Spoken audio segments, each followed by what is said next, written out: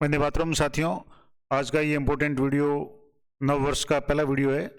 आप सभी को आंगल नव वर्ष 2025 की हार्दिक शुभकामनाएं। आशा करता हूँ कि 2025 का हर दिन आपके लिए खुशियाँ लाए और आप किसी भी तरह के साइबर फ्रॉड से बचे रहें, ये सबसे महत्वपूर्ण बात है। और इसी के संबंध में आज का ये इम्पोर्टेंट पहला वीडियो है। इस वीडियो में हम डिस्कस करेंगे कि कौन कौन से साइबर जो क्राइम्स हो रहे हैं या साइबर संबंधित किन किन बातों का आपको विशेष रूप से ध्यान रखना चाहिए। खास करके जो युवा वर्ग और स्टूडेंट्स है वो किस तरीके से साइबर क्राइम या साइबर अटैक का शिकार हो सकते हैं, किन किन बातों को उनको विशेष ध्यान रखना है, जिसमें डिजिटल अरेस्ट, जिसके बारे में मैंने विस्तार से वीडियो बना रखा है, ई ट्रेडिंग, साइबर स्लेवरी क्या है, सोशल मीडिया डीफेक वगैरह क्या है, इसके अलावा जो हैकिंग वगैरह है, अकाउंट हैकिंग वगैरह है, फाइनेंशियल बैंकिंग ऐप वगैरह से संबंधित है, इनकम टैक्स से संबंधित कुछ मैसेज वगैरह, इस तरह के जो भी फ्रॉड के आते हैं, लोन एप्लीकेशन से संबंधित कुछ जो भी फ्रॉड होते हैं, और ऑनलाइन रोजगार संबंधित, ऑनलाइन गेमिंग संबंधित जितने भी जो डिजिटल अवेयरनेस है, साइबर जागरूकता है, उसके संबंध में बात करेंगे। तो आइए शुरू करते हैं। एक बार पुनः आप सभी का नए साल में स्वागत। और बात करते हैं साइबर जागरूकता के संबंध में। तो डिजिटल अरेस्ट आम जन के लिए बहुत इंपॉर्टेंट एक शब्द है, डिजिटल अरेस्ट। पिछले वीडियो में मैंने विस्तार से बताया था कि डिजिटल अरेस्ट क्या होता है और आप किस तरीके से इससे बच सकते हैं, किन किन बातों का आपको विशेष रूप से ध्यान रखना चाहिए। तो डिजिटल अरेस्ट में होता क्या है कि ये भी एक तरीके से धोखाधड़ी का एक तरीका है, जिसमें क्या होता है, कोई भी फ़ोन करने वाला जो भी है वो व्यक्ति, वो आईबी, सीबीआई, इंटरपोल या Indian cyber crime coordinator centre की तरफ से अधिकारी बन करके आपको कॉल करेगा, आम जन को कॉल करेगा और आपको बताएगा कि आपके खिलाफ में कोई मुकदमा दर्ज हुआ है, और जिसमें गिरफ्तारी का आपको भय दिखा करके आपको मामला रफा दफा करने के एवज में प्रलोभन दे करके आपको रुपए हटने का प्रयास करता है। और कई अच्छे अच्छे पढ़े लिखे लोग, बहुत जो अच्छे हाईली क्वालिफाइड और अच्छे पदों पर रहने वाले लोग इस तरह के शिकार हो चुके हैं और लाखों रुपए गंवा चुके हैं। तो डिजिटल अरेस्ट काफ़ी चर्चित है।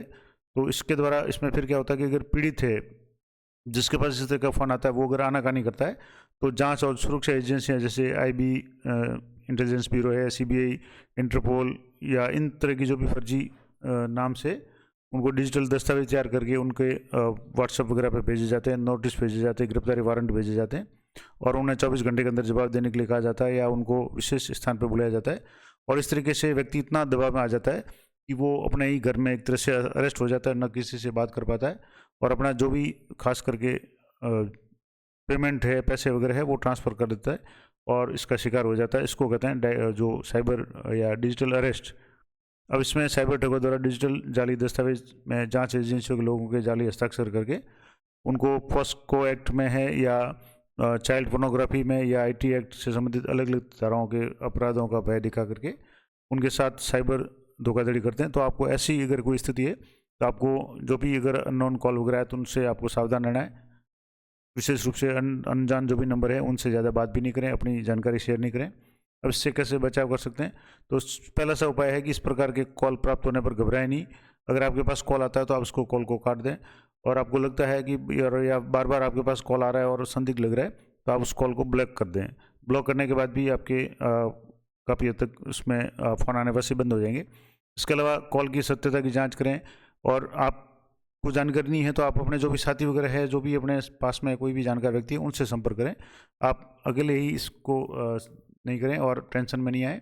और इस प्रकार की अगर कोई भी कॉल है वो पुलिस द्वारा कभी भी नहीं की जाती, इसलिए जिसमें पैसा दे करके एफआईआर को रफा दफा करने के वगैरह की बात की हुई हो, अगर ऐसी कोई कॉल आती है तो 100% वो फर्जी कॉल होती है और आपको उनसे सावधान रहना है। दूसरा, आजकल जो विद्यार्थी और आम जन के लिए धोखाधड़ी का एक तरीका बन गया वो है ई ट्रेडिंग।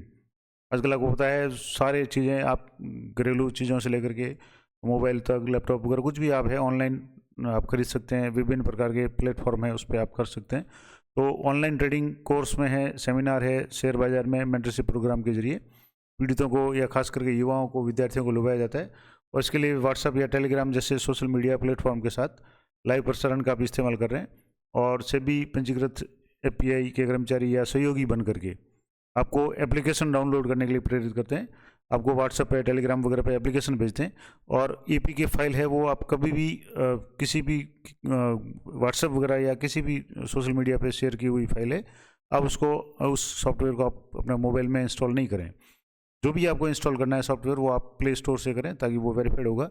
इस तरीके के एप्लीकेशन जो आपके मोबाइल में आप एक बार इंस्टॉल कर लेते हैं तो आपका पूरा मोबाइल का जो कंट्रोल है वो सामने वाले हैकर के पास पहुंच जाता है और आपके मोबाइल की संबंधित सारी जानकारियां वगैरह है, आपके OTP वगैरह तक भी उनके पास पहुंच जाते हैं और वो आपका बैंक खाता है वो खाली कर सकते हैं। तो इसके लिए जैसे इसमें भी और भी जैसे ई ट्रेडिंग की बात करें तो शेयर खरीदने के संबंधित, IPO में सदस्यता लेने के आदि के संबंध में आपको विभिन्न प्रकार के प्रलोभन दिए जाते हैं और आपके जो भी मोबाइल नंबर वगैरह हैं उनका इस्तेमाल करके वो साइबर अपराधों को अंजाम देते हैं। तो इससे कैसे बचाव करेंगे, तो इससे सबसे पहले तो निवेशकों से अगर आप सावधानी से बात करें और किसी भी सोशल मीडिया पे जो भी व्हाट्सअप, टेलीग्राम वगैरह इस पर कोई है उनसे आप दूर रहें, या उन पे अगर कोई भी मैसेज आ रहा है तो उसको आप वैलिड नहीं माने। इसके अलावा अधिकृत एजेंट के द्वारा ही अगर म्यूचुअल अकाउंट और ट्रेडिंग करनी है तो करें। और पैसा कमाने का कोई शॉर्टकट नहीं होता, अगर आप शॉर्टकट अपनाएंगे तो 100% आप कहीं ना कहीं किसी न किसी चक्कर में पड़ जाएंगे और अपना जो भी जमा पूंजी है वो भी आप गंवा बैठेंगे। इसके अलावा एक इम्पॉर्टेंट बात मैंने आपको पहले बता दी, APK फाइल जो भी कभी भी किसी भी टेलीग्राम पे, व्हाट्सएप पे आती है उसको कभी भी डाउनलोड नहीं करें। आजकल खूब सारे जैसे PM किसान ऐप वगैरह या और भी कई तरह की इस तरीके की APK फाइल आती है, कई लोगों ने डाउनलोड करते ही उनका पूरा फ़ोन है वो हैक हो जाता है, फ़ोन काम करना बंद कर देता है और फ़ोन से संबंधित जो भी कॉल वगैरह है वो सारे फॉरवर्ड होना, या कॉल के फ़ोन के अंदर जितने भी सॉफ्टवेयर वगैरह है जिनमें आपने पासवर्ड वगैरह इंस्टॉल कर रखे हैं वो सारी जानकारी आपकी लीक हो जाती है। तो आप कभी भी APK फाइल है वो सीधे ही आप इंस्टॉल नहीं करें। जो भी आपको फाइल इंस्टॉल करनी है आप प्ले स्टोर से करें ताकि वो इसमें किसी तरह का कोई प्रावधान गड़बड़ी नहीं होती है। अगला है साइबर स्लेवरी। विद्यार्थियों के लिए स्लेवरी का मतलब गुलाम बनाना। तो ये भी एक नया तरीके का जो फ्रॉड है या एक तरह से साइबर अपराध है, जिसके अंतर्गत रोजगार के नाम पर साइबर अपराधियों द्वारा पढ़े लिखे और तकनीकी प्रशिक्षित युवाओं को झांसा देकर के दक्षिण पूर्वी एशियाई देशों में IT के क्षेत्र में रोजगार के लुभावने अवसर देकर के फंसाया जाता है और वहाँ ले जा करके उनके पासपोर्ट और अन्य परिचय पत्र वगैरह छीन करके उनको बंधक के रूप में काम में लिया जाता है और जो साइबर गुलाम या साइबर स्लेव बना करके भाषा के आधार पर भारतीय नागरिकों के साथ में साइबर धोखाधड़ी करने के लिए मजबूर किया जाता है। तो ये भी आप अनजान व्यक्तियों से, खास करके जो विदेश में जाने का झांसा देते हैं, आपको बहुत अच्छे लुभावने रोजगार के अवसर देते हैं, उनकी बातों में नहीं आए। आप पूरी पुष्टि करने के बाद ही किसी का विश्वास करें। और इससे बचाव के लिए भारतीय विदेश मंत्रालय की जो वेबसाइट है www.mea.gov.in, इस पर जाकर के आप जो भी अधिकृत एजेंट वगैरह हैं उनकी जानकारी लें। कन्फर्म होने के बाद ही आप आगे कदम उठाएं। अगला जो है वो है सोशल मीडिया से संबंधित जागरूकता। आम जन और जो विद्यार्थी है उनके लिए क्या क्या सोशल मीडिया पे आजकल प्रत्येक जो भी स्टूडेंट है उनका भी इंस्टाग्राम पे और पता नहीं किन किन जो भी अलग अलग तरह के प्लेटफॉर्म है उन पे अपना अकाउंट बना हुआ है और काफ़ी हद तक अपना समय है वो उसमें वो अपना व्यतीत करते हैं, जिसमें भी कई तरह के बहुत सारे जो भी है अपनी डिटेल्स है वो साझा करते हैं, जिसमें आप अपने अकाउंट नंबर है, मोबाइल नंबर वगैरह कई चीज़ें साझा करते हैं और ख़ास करके फ़ोटो वगैरह है। अब जैसे गर्ल्स, लड़कियां वगैरह, महिला वगैरह वो भी अपना फ़ोटो वगैरह शेयर करती हैं। उस फोटो से आपके AI के माध्यम से इतना खतरनाक अपराध हो रहे हैं कि आप इसकी कल्पना तक नहीं कर सकते। आपके AI की फ़ोटो से आपका जो फ़ोटो है प्रोफाइल से चुरा करके आपके फ़ोटो का एडिट करके कुछ का कुछ बना करके आपको भेज सकते हैं, आपके रिलेटिव को भेज सकते हैं। और कई बार ऐसी स्थिति आती है कि बच्चों को सुसाइड तक करना पड़ सकता है, इतनी खतरनाक स्थिति हो जाती है। तो आप सोशल मीडिया का उपयोग है वो आप बहुत ध्यान से करें, खास करके जैसे सोशल प्लेटफॉर्म है, फेसबुक है, इंस्टाग्राम है, व्हाट्सअप है, मैट्रोमनी साइट्स है, X आदि, खास करके इंस्टाग्राम वगैरह, इन पे आप अपने मोबाइल है, फ़ोटो है, नाम है, ईमेल ID है, ये बहुत सावधानी से भरें। और जैसे डेट ऑफ बर्थ वगैरह है तो आप पूरी डेट ऑफ बर्थ नहीं करें, अगर भरें तो भी उसमें डेट वगैरह चेंज करके भरें, क्योंकि और ख़ास करके कई बार अगर आधार नंबर वगैरह अगर आपके कहीं भी है तो वो आप कहीं भी नहीं दें। आप इसके लिए दूसरे जो आधार के ऑप्शन है वो भी आप काम में ले सकते हैं। और इन नंबरों पे, मोबाइल वगैरह पे चुरा करके आपके नाम से लोग हैं फर्जी सोशल अकाउंट बना लेते हैं और पहचान वाले लोगों से पैसे मांगना, चैटिंग करना, बदनाम करना, ये सारे अपराध करते हैं। तो इनसे आपकी यानी कुल मिलाकर के आपकी पहचान को चुरा करके, और ये बहुत कुछ समय पहले व्हाट्सएप पे भी इस तरह की धोखाधड़ी होती थी कि आपके दोस्त है वो अपना फ़ोटो, आपको दोस्त का फ़ोटो आपको व्हाट्सएप में दिखेगा और वो आपसे पैसे की मांग करता है और आप सोचेंगे कि वास्तव में उसी का फ़ोन है, जबकि नंबर दूसरा होता है, सिर्फ फ़ोटो उसका होता है, और इस तरीके से वो लोग हैं वो पैसे वगैरह ले लेते हैं। तो इससे बचाव के लिए आप एक तो अपनी गोपनीयता सेटिंग, खासकर जैसे व्हाट्सएप वगैरह में है तो 2 वे सेटिंग वगैरह है, ईमेल ID वगैरह में भी आप 2 स्टेप जो वेरिफिकेशन वगैरह है वो ऑन रखें। और इसके अलावा जो भी आपका ऐप वगैरह है उसको आप अपडेट करते रहें, क्योंकि जो भी समस्या होती है वो पुराने जो भी सॉफ्टवेयर वगैरह उसमें होती है, लेटेस्ट जो भी सॉफ्टवेयर होगा वो अपडेटेड होगा। और इस तरीके से ये ध्यान रखें कि आपकी जानकारी कौन कौन देख सकता है। जैसे व्हाट्सएप वगैरह पे आप अपनी कुछ चीज़ें हैं वो अपनी व्यक्तिगत चीज़ों को आप हाइड कर सकते हैं। इसके अलावा अपने खातों में सुरक्षा के लिए 2 मानक प्रमाणीकरण, मैंने कहा कि 2 वे या वेरिफिकेशन है, वो 2 स्टेप वेरिफिकेशन आप जरूर चालू रखें। इसके अलावा पासवर्ड में आप पासवर्ड भी थोड़ा स्पेशल बनाएं, सिंपल सा पासवर्ड नहीं रखें। 1 2 3 4 इस तरीके के पासवर्ड रखते हैं तो वो कोई भी इस पासवर्ड को पता कर सकता है। तो पासवर्ड आप थोड़ा विशेष कैपिटल लेटर वगैरह, इसमें स्पेशल लेटर वगैरह आप शामिल करें और समय समय पर उसको बदलते रहें। और सोशल मीडिया खातों के जरिए पैसों की मांग करने पर कभी भी सीधे पैसे ट्रांसफ़र नहीं करें। आप पहले सत्यता की जांच करें कि जो पैसे मांगने वाला है वो कौन है, आपका परिचित है या कोई अननोन है। आपके परिचित दोस्त के फ़ोटो के आधार पे आपसे पैसे वगैरह मांग रहे हैं तो आप उसकी जांच करने के बाद ही आप उसको पैसे ट्रांसफ़र करें। इसके अलावा सोशल मीडिया अकाउंट को हैक करके आजकल खूब सारे जो भी अपराध हो रहे हैं जिसमें धोखाधड़ी हो रही है। अब इसमें लिंक भेज करके, खास करके टेलीग्राम, व्हाट्सएप या सोशल अकाउंट पे आपको APK फाइल भेजकर उसको खोलने के लिए कहा जाता है। और जैसे ही उस फाइल को आप खोलते हैं, वो वास्तव में एक मालवेयर होते हैं, एक तरह से कह सकते हैं कंप्यूटर वायरस या इस तरीके के प्रोग्राम होते हैं जो आपकी डिवाइस को रिमोटली कंट्रोल करते हैं। यानी आपकी डिवाइस का पूरा कंट्रोल है सामने वाले जिसने भी आपको ऐप भेजा है उसके हाथ में आ जाता है और आपका डाटा है जो भी मोबाइल का है वो सारा चोरी हो जाता है। सारी गोपनीय जानकारी मोबाइल में अगर आपके है तो वो आपके चोरी हो जाती है। इसके अलावा जो फिशिंग पेज है जिसमें जो भी वास्तविक पेज से मिलता जुलता पेज बना करके आपके यूज़र ID और पासवर्ड चोरी कर लेते हैं। अब जैसे एक सिंपल सा उदाहरण बताएं कि मान लो जैसे SBI बैंक में आप लॉगिन करते हैं पर्सनल बैंकिंग में, तो आप ज़रूर ध्यान रखें कि जो साइट है वो आपके ओरिजिनल साइट हो। कई बार फिशिंग पेज का मतलब होता है कि SBI की जो पर्सनल लॉगिन की साइट है उसी की तरह की साइट आपको मिलेगी और उसमें आप अपने जो भी ID और पासवर्ड डाल करके लॉगिन करने का प्रयास करते हैं तो वो साइट फेक होती है। तो उसके जो ID पासवर्ड है वो सामने वाला हैकर है वो चुरा लेते हैं और फिर उसके बाद में आपका जो भी असली पासवर्ड वगैरह उसको काम में लेकर के जो मेन साइट वास्तविक साइट है उस पर जा करके लॉगिन करके आपके बैंक अकाउंट को खाली कर सकते हैं। तो ये ज़रूर ध्यान रखें। इसके अलावा की लॉगर है, जैसे किसी लैपटॉप, डेस्कटॉप, मोबाइल में की लॉगर नामक मालवेयर इंस्टॉल करने के बाद में आप जो भी की बटन दबाएंगे यानी आप पासवर्ड वगैरह जो भी इंटर करेंगे वो सारे है वो सेव हो जाते हैं और पासवर्ड वगैरह सेव हो जाते हैं।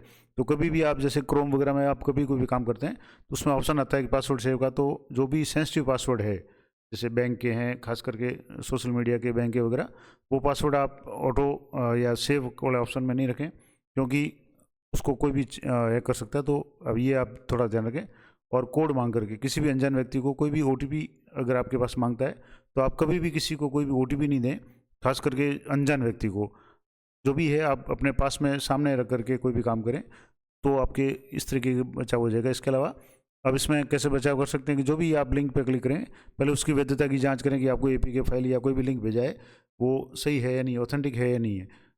और इसके अलावा सॉफ्टवेयर और ऑपरेटिंग सिस्टम है उनको अपडेट रखें। मैंने पहले कहा कि आपका मोबाइल हो, कंप्यूटर हो, कोई भी हो, लैपटॉप हो, उसका जो भी सॉफ्टवेयर है, ऑपरेटिंग सिस्टम है और जो भी ऐप्स वगैरह है उनको नियमित रूप से अपडेट उसके आते रहते हैं। जैसे मोबाइल की बात करें तो प्ले स्टोर पर जा करके आप उन ऐप्स को ज़रूर अपडेट करते रहें और एंटीवायरस सॉफ्टवेयर का प्रयोग करें ताकि जो भी अगर वायरस वगैरह कोई आपके कंप्यूटर में आता है तो उसको तुरंत उसको डिटेक्ट कर सके, उसको नष्ट कर सके। इसके अलावा किसी भी अनजान व्यक्ति को अपना OTP शेयर नहीं करें।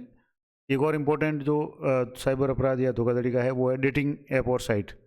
अब इसमें क्या होता है, सोशल मीडिया प्लेटफॉर्म जैसे फेसबुक है, इंस्टाग्राम है, व्हाट्सएप है, इन पे फ़ोटो और मोबाइल नंबर लेकर के डेटिंग ऐप और साइट पे अपलोड कर दिया जाता है और जिससे अनेक तरह के कॉल आते रहते हैं और जिससे आप मानसिक रूप से उत्पीड़ित हो जाते हैं, परेशान हो जाते हैं। कई लोग किसी को परेशान करने के लिए उसके नंबर है किसी जो भी साइट वगैरह पर एक बार नंबर डाल देते हैं, उसके बाद में बार बार उस व्यक्ति के पास में फ़ोन आते हैं।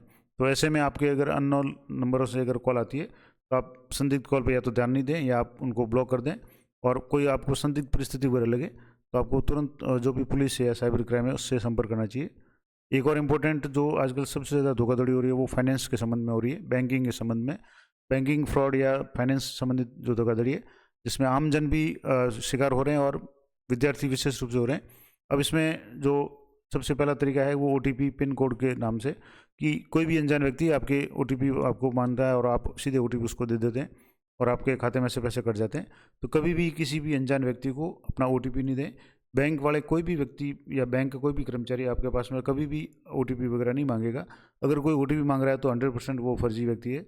आपकी बैंक की जानकारी का आपको थोड़ा सा देगा कि आपका ये खाता है, आपके पिताजी का नाम ये है, आपकी डेट ऑफ बर्थ ये, इस तरह की जानकारी अगर आपको देता है तो आपको एक बार विश्वास हो जाएगा कि वो व्यक्ति बैंक से जुड़ा हुआ है, जबकि वास्तव में वो डाटा आपको चोरी करके आपकी डिटेल्स को आपको बता रहा है। और जब आपको उसके ऊपर विश्वास हो जाता है तो आप उसको ओटीपी वगैरह दे देते हैं और आपका वो अकाउंट खाली कर देता है। तो कभी भी ओटीपी वगैरह है, पिन नंबर वगैरह है, आप किसी भी अनजान व्यक्ति को नहीं दें। और कार्ड क्लोनिंग एक और इस जो आजकल जो धोखाधड़ी हो रही है उसमें एटीएम में जाकर के आपकी जो एटीएम मशीन में स्किमिंग डिवाइस लगा करके कार्ड को स्कैन कर लिया जाता है और उसी का डुप्लीकेट कार्ड बना करके आपकी कार्ड की तरह यूज लेते हैं और उस कार्ड की जानकारी चुरा लेते हैं और हाइड कैमरा लगा कर पासवर्ड भी चुरा लेते हैं। तो एक आपने कभी देखा होगा कि अगर आपने एटीएम में गए होंगे तो जैसे एसबीआई के एटीएम काम में लेते हैं तो सबसे पहले वो आपको कंफर्मेशन के लिए कुछ अंक पूछता है कि आप 10 से लेकर के 90 के बीच में या 99 के बीच में कोई भी 2 अंक टाइप करें। वो अंक टाइप करने का मतलब ये होता है कि कोई भी जो भी इसका कीबोर्ड का जो भी बटन वगैरह है वो कहीं जाम किया हुआ तो नहीं है। या एक बार और आप एटीएम में जाएं तो ज़रूर देखें कि कहीं आसपास कोई ऐसा हाइड कैमरा तो आपको नहीं दिख रहा है, कोई संदिग्ध चीज़ तो नहीं दिख रही है जिससे आपके पासवर्ड वगैरह है वो दिख रहे हो, या जो कीबोर्ड एटीएम का है उसके ऊपर ही अगर कोई कैमरा है वो फोकस हो रहा है तो वो आप ज़रूर ध्यान रखें। एटीएम में लगा हुआ कैमरा कभी भी आपके कीबोर्ड पे फोकस नहीं होगा। कीबोर्ड पे अगर वो कैमरा सीधा फोकस हो रहा है इसका मतलब है कि वो किसी ने लगाया हुआ है, तो वो ज़रूर आप सावधान हो जाएं और तुरंत बैंक में सूचना दें। इसके अलावा नेट बैंकिंग के आईडी पासवर्ड है, आप थोड़े पासवर्ड बहुत स्ट्रॉन्ग रखें और हर किसी को नहीं दें। यूजर आईडी भी आप थोड़ी सी यूनिक रखें और इसको चुरा करके भी फ्रॉड किया जाता है तो इसको भी आप सावधानी रखें। इसके अलावा ई मित्र पे जैसे फिशिंग पेज है, की लॉगर वगैरह भी जो भी है फ्रॉड किया जा रहा है। इसके अलावा थर्ड पार्टी ऐप, आपके मोबाइल में थर्ड पार्टी ऐप डाउनलोड करा करके गैलरी और एक्सेस जो भी एसएमएस वगैरह उसका एक्सेस ले लिया जाता है। आपकी गैलरी में जो भी फ़ोटो है, जो भी मैसेज वगैरह आए हुए हैं, एसएमएस वगैरह आए हुए हैं, वो सीधे ही उस ऐप के द्वारा कोई भी व्यक्ति देख लेता है और सारी जानकारी आपकी एक तरह से आउट हो जाती है। इसके अलावा यूपीआई धोखाधड़ी, आजकल के जो भी यूपीआई पिन का उपयोग करते हैं या बैंक के विवरण अगर मांगते हैं तो उससे भी फ्रॉड हो सकता है। तो इसके बचाव के क्या तरीके हैं? तो सबसे पहला तरीका तो ये है कि किसी भी अनजान व्यक्ति के साथ में ओटीपी पिन नंबर शेयर नहीं करें और एटीएम का प्रयोग करते समय स्किमिंग डिवाइस का पता करें कि आपके जो एटीएम का कीबोर्ड है जहाँ आप जो भी अपने नंबर वगैरह जो भी पासवर्ड वगैरह वो डायल करते हैं तो वहाँ आप ज़रूर ध्यान रखें कि सारे बटन सही हो। कोई भी संदिग्ध वहाँ दिखता है आपको, कहीं गोंद वगैरह या कुछ ऐसा स्टिकर वगैरह लगा हुआ दिखता है तो आप तुरंत उसकी सूचना दें। और कैमरा, हाइड कैमरा का भी आप ज़रूर ध्यान रखें। ऐसा कोई कैमरा नहीं होना चाहिए जिसका फोकस है वो सीधा आपके जो भी आप बटन दबाते हैं, जो कीबोर्ड एटीएम में लगा होता है उसके ऊपर अगर फोकस हो रहा है तो वो 100% कोई न कोई आपकी जानकारी है वो लीक कर रहा है, पासवर्ड देख रहा है। और इसके अलावा एटीएम वगैरह कोई भी अनजान जगह पर नहीं रखें। इसके अलावा मोबाइल को नियमित रूप से अपडेट रखें। मैंने पहले कहा प्ले स्टोर से जो भी अपडेट आता है मोबाइल का सॉफ्टवेयर का अपडेट है वो जरूर रखें। और थर्ड पार्टी ऐप को डायरेक्ट सीधे ही कोई आपके लिंक के द्वारा कोई ऐप आता है व्हाट्सएप पे, टेलीग्राम वगैरह पे, तो उसको आप इंस्टॉल नहीं करें। आपको जो भी ऐप इंस्टॉल करना है ऑथराइज जो भी ऑथेंटिक है जैसे प्ले स्टोर वगैरह वहीं से करें। और यूपीआई पिन है आप किसी के साथ साझा नहीं करें, इसको गोपनीय रखें। अब एक और इम्पोर्टेंट जो धोखाधड़ी होती है वो इनकम टैक्स के नाम से होती है, आयकर विभाग के नाम से, और इसमें भी अच्छे अच्छे लोग हैं वो फंस जाते हैं। अब इसमें क्या होता है कि किसी अनजान कॉल या ईमेल के जरिए आपको आयकर रिटर्न भरने की मांग करते हैं और जिसमें धमकी दी जाती है कि अगर आपने आय को कम दिखाने की गलती की है या गलत कटौती का दावा किया है या आप फर्जी रिफंड प्राप्त करना चाहते हैं या आपने संपत्ति का गलत विवरण दिया है, इसके लिए इस तरीके के अगर कॉल आते हैं तो सीधी सी बात है कि आप अज्ञात कॉल या ईमेल से आप सावधान रहें। हाइपर रिफंड का दावा करने वाले किसी भी हाइपर लिंक पे आप क्लिक नहीं करें। कई बार ये होता है कि आपने आपका टैक्स वगैरह कटा है और आपके पास में मेल आता है कि आप इस लिंक पे क्लिक करेंगे, आपका जब भी टैक्स कटा हुआ वो आपको वापस मिल जाएगा। और कई लोग बिना सोचे समझे उस लिंक पे क्लिक करते हैं, अपनी जानकारी से साझा कर देते हैं और उनके साथ फ्रॉड हो जाता है। तो ये आप ज़रूर ध्यान रखें। एक और इम्पोर्टेंट जो धोखाधड़ी आजकल होती है वो है फर्जी लोन ऐप्स के बाद। कई लोग हैं वो लोन के लिए अलग अलग तरह के ऐप्स डाउनलोड करते हैं और जिसमें कई तरह के लुभावने ऑफर दिए जाते हैं कि आप इतना % आपको ब्याज कम देना पड़ेगा, इतना होगा। तो ऐसे ऐप्स फर्जी ऐप है जो बिना किसी वेरिफिकेशन के लोन देने की प्रक्रिया का दावा करते हैं। और जो व्यक्ति या कुछ जो भी ऐप है बिना वेरिफिकेशन के ही आपको लोन देता है, इसका मतलब है ज़रूर उसमें कुछ न कुछ गड़बड़ है। और वो क्या करते हैं, आपकी जो भी डिटेल्स आप इंटर करेंगे, अपने मोबाइल नंबर, अकाउंट नंबर वगैरह, वो आधार नंबर वगैरह के सारे ऑप्शंस वो आपसे ले लेंगे और आपकी सारी जानकारी है वो निजी जानकारी आपकी चुरा लेंगे, उसका दुरुपयोग करेंगे। तो तरीका ये है कि विश्वसनीय सोर्स से ही एप्लीकेशन डाउनलोड करें, कोई भी फर्जी ऐप डाउनलोड नहीं करें। और मैंने कहा कि प्ले स्टोर वगैरह से ही डाउनलोड करें। और उसके बाद पहले अगर डाउनलोड करने से पहले उसका रिव्यू वगैरह जरूर देख लें, और डेवलपर के बारे में भी जानकारी ले लें कि जो ऐप है वो कहीं फर्जी तो नहीं है। इसके अलावा ऑनलाइन रोज़गार, जो विद्यार्थी खास करके जो युवा साथी हैं, रोज़गार के लिए विभिन्न प्रकार के धोखाधड़ी के शिकार हो जाते हैं, जिसमें युवाओं को नकली नौकरी के प्रस्ताव, आपके इस तरीके के ऑप्शन आएंगे जिसमें आपको नौकरी का प्रस्ताव दिया जाएगा और आपको किसी साइट पे फॉर्म भरने के लिए कहा जाएगा, जबकि वास्तविक साइट और वो फेक साइट होती है। और जहां आप अगर सैलरी वगैरह की आपको प्रस्ताव दिए जाते हैं, और अपनी निजी जानकारी और अन्य अप्रत्याशित भुगतान वगैरह आप कर करके उसमें फंस जाते हैं। तो पहला काम तो ये करें कि कोई भी वेबसाइट उसको अच्छी तरह से जांच लें, उसके बाद ही वहाँ आप अपनी जानकारी है वो साझा करें। इसके अलावा कोई भी रजिस्ट्रेशन फीस जमा नहीं करावें। एक और इम्पोर्टेंट बात जो आजकल विद्यार्थी बहुत ज़्यादा जिसमें हो रहे हैं वो है ऑनलाइन गेमिंग। गेमिंग के कई तरह के ऑनलाइन जो गेम्स आ रहे हैं, उसमें पहले भी कई तरह के गेम्स हैं जिनके कारण बच्चों का बहुत ज़्यादा नुकसान हुआ है। और एक आजकल एक बहुत बड़ा बढ़ता हुआ खतरा है जिसमें बच्चे और युवा है वो चपेट में आ रहे हैं, और जिसमें नकली गेमिंग ऐप्स और वेबसाइट के जरिए व्यक्तिगत जानकारी, बैंक विवरण, क्रेडिट कार्ड वगैरह की जानकारी चुरा ली जाती है। कई बार आप अखबार में देखते होंगे इस तरीके की जो न्यूज़ आती है कि बच्चे इस तरीके के जो भी ऐप्स वगैरह है उसमें इतना ज़्यादा फंस जाते हैं कि अपने परिवार के माता पिता के जो भी क्रेडिट कार्ड, डेबिट कार्ड वगैरह होता है उसकी जानकारी तक साझा कर लेते हैं, और उनके माता पिता का जो भी खाता है, अकाउंट है, वो खाली हो जाता है। तो कुछ जो वेबसाइट वगैरह लुभाने और ऑफर देती हैं, उनसे आप सावधान रहें। इसका तरीका है कि आप किसी भी अनजान लिंक या ऑफर से बचें, और अपने बैंक खाते और डिजिटल भुगतान वगैरह है उससे जुड़े जो भी विवरण है उसको आप सुरक्षित रखें, और कहीं आप अपनी बैंक डिटेल्स वगैरह है वो साझा नहीं करें। इसके अलावा अनचाहे कॉल, SMS या व्हाट्सएप पे भी कई सारे इस तरीके के अगर कॉल्स आते हैं तो आप उसकी जो भी शिकायत है, अनचाहे कॉल या SMS की रिपोर्ट आप चक्षु एक पोर्टल है जो संचार सारथी .gov है उस पर आप कर सकते हैं। इसके अलावा एक और इम्पोर्टेंट अब जो अपराध हो रहा है वो चाइल्ड पोर्नोग्राफी, यानी चाइल्ड सेक्सुअली एब्यूजिव जो मटेरियल है, यानी बच्चों से संबंधित यौन अपराध सामग्री वगैरह जो कि पूरी तरीके से बैन है। अगर उसको संग्रहण करना, देखना वगैरह साइबर अपराध है। तो ऐसी कोई भी सामग्री अगर आपके पास आती है तो उसको देखने से, फॉरवर्ड करने से आप बचें, डाउनलोड करने से बचें, क्योंकि ये बहुत बड़ा अपराध है। और अगर आप इस तरह के अपराध में अगर संलिप्त पाए जाते हैं तो आपके खिलाफ में कार्रवाई हो सकती है। इसके अलावा साइबर बुलिंग या स्टॉकिंग, इसमें क्या है कि किसी इलेक्ट्रॉनिक गैजेट की मदद से किसी का सोशल मीडिया के माध्यम से पीछा करना, और जिसमें मानसिक प्रताड़ना करना, फ़ोन करना, पोस्ट के माध्यम से वगैरह को परेशान करना। तो ऐसे में आप जो भी अपने सोशल मीडिया अकाउंट है उसमें आप प्राइवेसी सेट रखें, प्रोफाइल वगैरह आपका कौन देख सकता है कौन नहीं देख सकता है ये भी आप थोड़ा सा उसको रखें। पब्लिकली सारी चीज़ें आप अपनी जो भी निजी जानकारी वगैरह उसको नहीं रखें। इसके अलावा मोबाइल नंबर, ईमेल, फ़ोटो आदि को आप छुपा कर रखें ताकि आप इस तरह के जो भी साइबर बुलिंग से बचे रहें।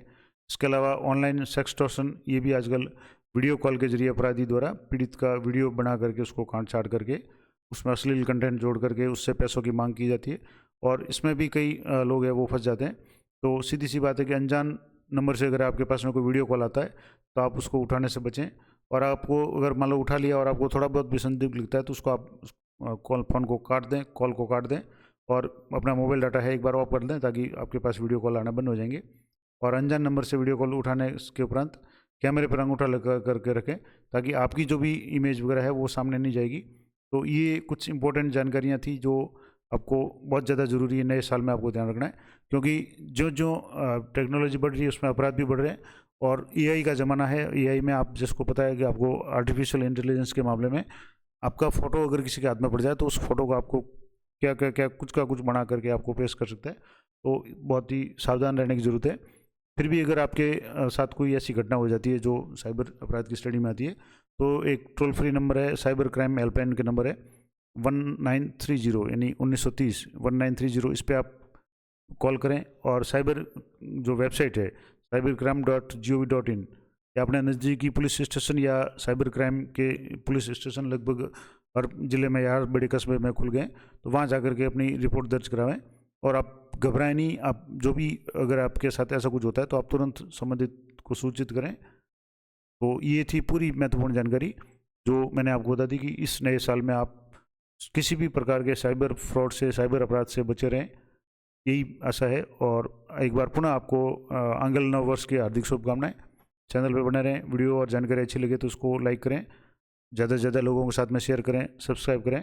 आप सभी का एक बार पुनः आभार, धन्यवाद।